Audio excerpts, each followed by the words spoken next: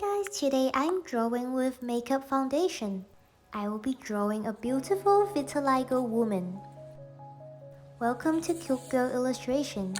We'll need a pencil, eraser, cotton pads and foundation. I'm cutting the cotton pads into a cute heart shape.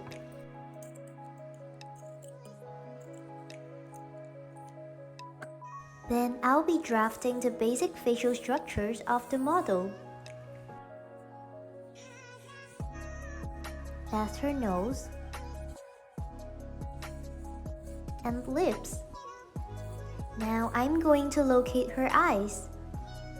I'm adding a sharper contour to it as well as draw her eyelashes.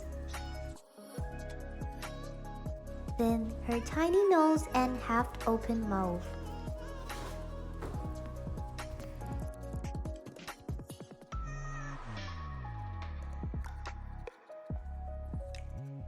She got a pair of lovely eyes and soul. That's her eyelids and round eyeballs. I'm drawing her lashes as well. They're looking really beautiful and long with mascara.